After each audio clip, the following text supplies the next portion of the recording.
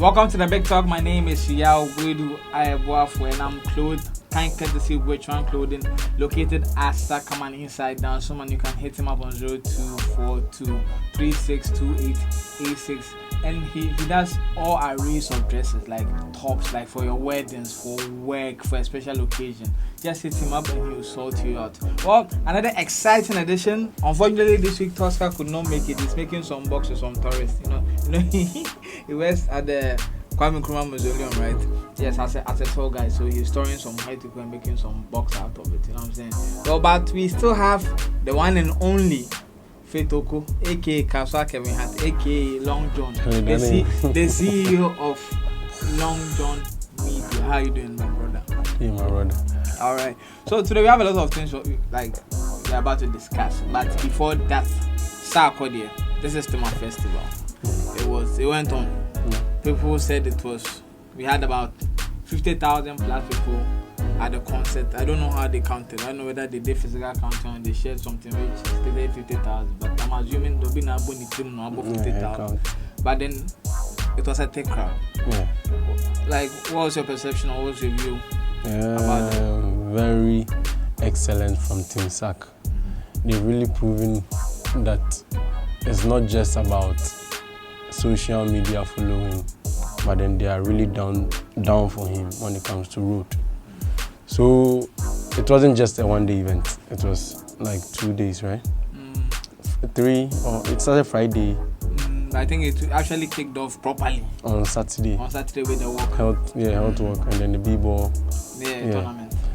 And if you see the entourage, I mean the numbers behind the brand Sarkodie, with his father showing up, his brother. I saw a picture of his brother with him too. You can see the guy. He really has that love. It's not about doing a lot of live videos and those. It's about good music, good content, building a good brand.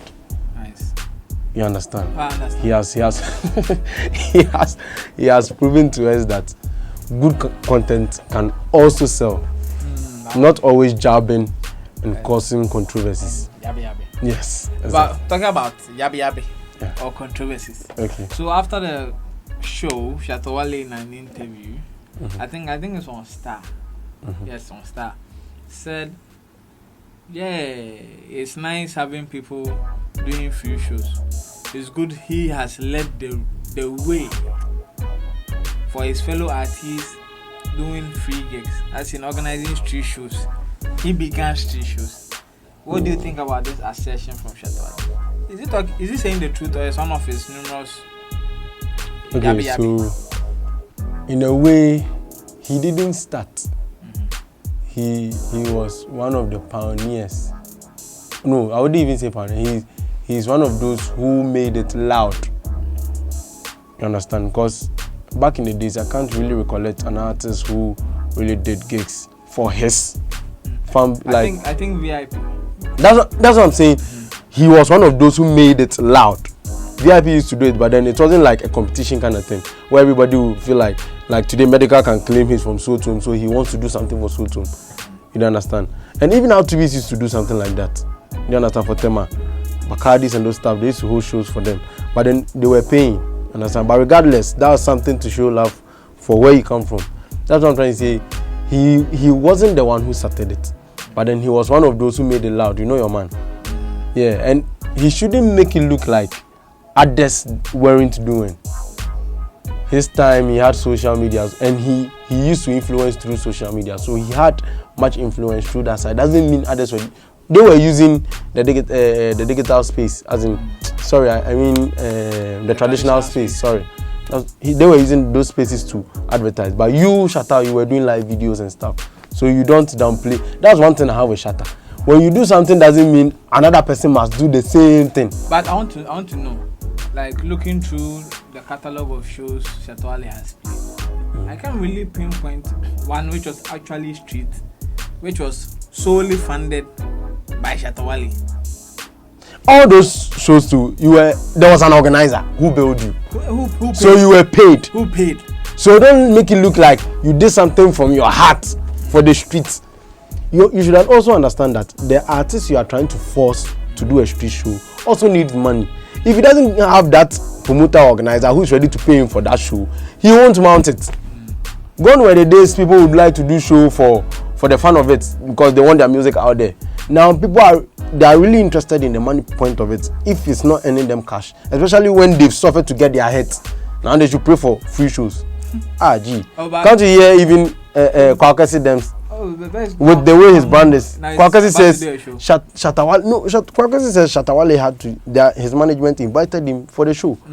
So that would mean if you don't invite them, some of them they have their. It's not like ego, but then they have the way they see themselves. You understand? If you don't extend your hand, you don't expect them to also give the same thing. That's how it is. That's how the industry is. Cool, but shout outs to VIP. Since I grew up, yeah, that's true. They have been consistent with the Salah Fest. And in fact, if I'm to be honest with myself, from my angles, they were the ones who are actually repping hoods seriously with the way they rep Nima. That's true. Yeah, so if anything at all, for me, my generation there, I don't know for the other generation, but for me, my generation there, we will give credit to VIP for holding the Salah Fest down. Yeah. Yes. So now let's move on to the main topic. This week has been topsy-turvy. We've had some small controversy from Shatta, from South Korea. Usually we don't hear from the ladies, but this week we've heard from the ladies. And funny enough, it comes from one camp. I sure this week only. It's been like close to a month. Oh, like you see, we are ending October. It's bold to this week. This week, all hell broke loose. Yeah, okay, sure. We in the industry, maybe we've been hearing about there's this, there's that, but people out there, this is the week that they heard about it. And it's between Wendy Shay and Fantana. And the only man always between the fight of ladies. Bullet. And Bullet. So Bullet put out a post where he said this is the true Rufftown family. And he mentioned some names, Wendy Shay, Ray James, Church Boy. Who is Church Boy? Now we talk about that one. Then he did not add Fantana. And I think Fantana saw it and Fantana was pissed. And she came to right place. If you say pissed, it's more like Fantana was emotional. No, she was disrespected because there was a contract agreement. No, wait, that's what I'm saying. Let's be professional. No, she wrote, what she wrote was emotional. So yes, she was pissed. She wrote like emotion. But then it felt like she was also doing promo with that post, especially with a reference with Cut It, which is Wendy Shay's new single.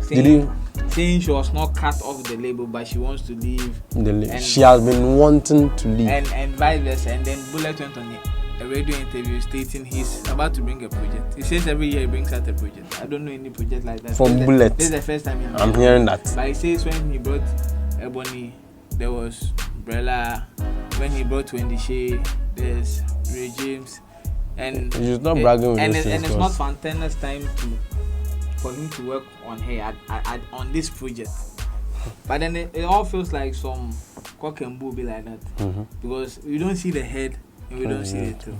You have been following on social media. In fact, I've been seeing your post for both sides. What is happening at Rufftown Records? Rufftown Records. I feel Bullet is overdoing things. You understand? In as much as you have problems. I didn't even know Wendy had a song, Cut It. So you said it. Because where I felt Fantana took the Cut It from was Bullet made a post on Instagram and used that hashtag, Cut It. You understand? So I felt, so that was what they were trying to insinuate with that hashtag. That's why she also took the same hashtag to rebut them. You understand? So I feel, say, Bullet is being, this is being mean to the girl. I don't know what is happening between the two of them, but what I feel from outside as an industry person and what I've been hearing, Bullet is being mean. You don't handle issues of this sort this way, and you should understand you are handling two ladies. Ladies, the way and manner ladies carry themselves in front of cameras is totally different from guys. You should know if a lady should enter inside and there's a camera, she wants to make sure she looks 100 before she step in front. Unlike guys who can enter, Rasta man, you go fit talk anything. Them see Kubolo. Show me a lady who is like Kubolo in this industry. Of course. So what I saying? So you shouldn't even mention that name. There's none like that. That's what I'm trying to say. Do you understand? Somebody is trying to tell me what Wale at the back, but me, I don't mind the person. Because even Wale looks fly. Do you understand? So what I'm trying to say is, you should know how you handle ladies. This kind of issues, bringing them on social media, Bullet being the middleman, I don't think it's right. You can handle Bullet. Nobody today start music. You've been a professional from back in the days. You don't allow 21st century ladies to come cause this kind of disgrace to you. And you know Fantana too has rebutted with a truth vibe. Like she's claiming she is holding on to a truth. Like there's a truth somewhere we all don't know. No, is Bullet trying to force that truth to come out, or my question is like the question I've been thinking. So why did she tag Wendy Shay in her post? Why? Because it was Bullet who posted it. It wasn't Wendy Shay. No, it was Rufftown Records. It was on their. No, it was on Bullet's page. Bullet's page. Yes, Bullet who posted it. So why did? So why did she mention Wendy Shay? That's what I'm saying, sir. You know, Bullet is much closer to Wendy than. And whatever is causing the problem between Fantana, you see, there are two artists, Wendy Shay and Fantana. They are all being managed under Rufftown Records. But right now, now Fantana has a manager, which is that is right now. We are not. Is Blonde GH. I don't want us to go to right now. Okay. We are before that write up happened. Okay. Fantana thought says she was under the management of Rufftown before they did that post to cut her off. Do you understand? So under that management, you are the leader, you are the head, Bullet. You are the head of that record label. So when definitely you are cutting one off, you are on whose part? The other, right? So you don't expect her to attack. You Bullet yourself, you are a brand, of course, but then she knows what you are trying to do. You are trying to sabotage her brand in favor for the other. Do you understand? So she has seen where you are coming from and where you are trying to go, and she wants to attack that brand before you even start pushing that. Do you understand what I'm trying to say? You see, this is a fight for brand. Yeah, but you see that attack on Wendy Shay has brought about a lot of noise on social media. Yeah. Because when she began, she said Wendy Shay was the one who introduced the Bullet. Yeah. So all of a sudden you are going against a brand that introduced you. Okay. Or there's something there that you are missing. So let me. I posted this on Facebook and then someone was actually following. The guy is a staunch fan of Wendy Shay because he's from the Eastern region, and I understand when people from that angle speak, as in fans, when they see things of that sort. But we should also understand, say, in music, it's not a one-man thing. For instance, you can see Stonebwoy on Beat One Life UK, but then don't expect it to be like Stonebwoy was the one who went there, or it just happened by the snap of a finger. Usually, it takes connections. I don't think Bullet went around scouting for an artist. It took someone to go through someone to get to Bullet, or it took Bullet to go through someone to get to Fantana. Whichever way it is, there was a connection. Do you understand? And I'm very sure whoever connected the two isn't even happy about whatever is happening now. Because with what is happening, I don't want the fan base to see it, because with what is happening, you can see clearly, if you really know the industry, you can see clearly that this is not a fight that two friends, or for instance, if I know you very well, or I started with you very well, there's no way we can have this kind of beef.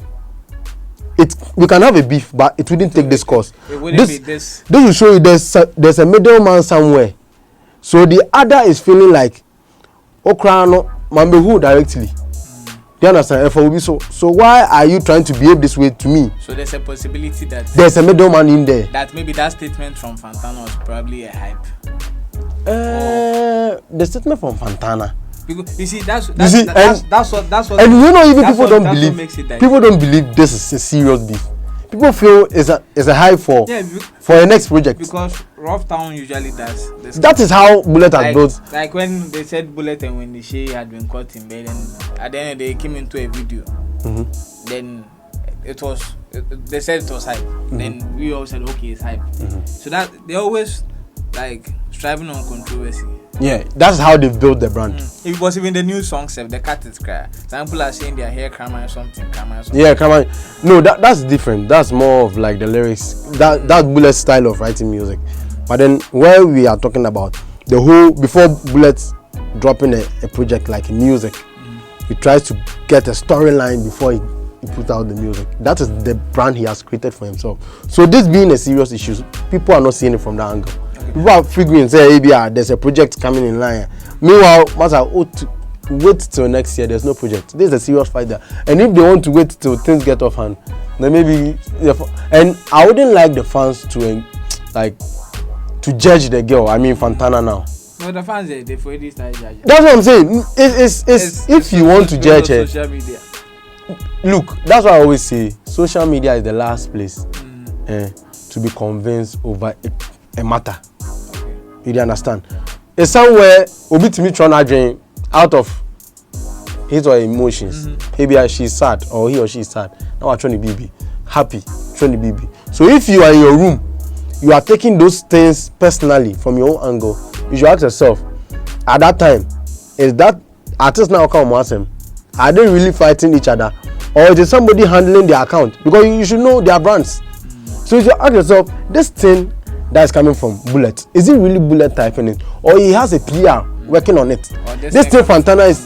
Did he actually type it, or is someone? So long as you don't know these two, you don't just draw conclusions. Okay, but then Blown GH and Rufftown Records have come out to put out a press statement where they deny this fire on the mountain. So I think they are trying to solve it. Backstage, and that is more matured enough. Social media should be the last place big brands, I mean, should discuss issues. You don't leave your matter in the hands of fans to judge. You disgrace yourself. That should be the last thing. That was what That was what Strongman was trying to do. That was what the guy who left Highly Spiritual. Yes, that's what he was also trying to do. You don't bring every label has its personal issue. Every studio, every workplace has its personal issue. But if they are not bringing it out, doesn't mean okay. So what's the way forward right now for Rufftown Records? Wendy Shay, Fantana, Bullet. How do they move forward after this? Well, I think right now the hype is around them. So this is a good time for them to make money, especially looking at the fact that we are entering Christmas. They should be preparing some banger for us with a video alongside. And I think what can make this much powerful is if there's a feature from both artists. Well, let's see whether there will be a feature from both artists, or let's see whether there will actually even be a song. Because if it can't spell, it would add to the hype. Exactly. So let's wait and see. But this was another exciting episode of The Big Talk, and I was clothed by Visual Clothing located at Sackman Inside Down. So I can put on 0242362886 and you fly like me. Well, I'll see you next week where we'll discuss the industry topics once again, and hopefully I'll have Tosca back alongside Long John. Then we'll do a nice show for you. Well, see you same time next time. It has been The Big Talk.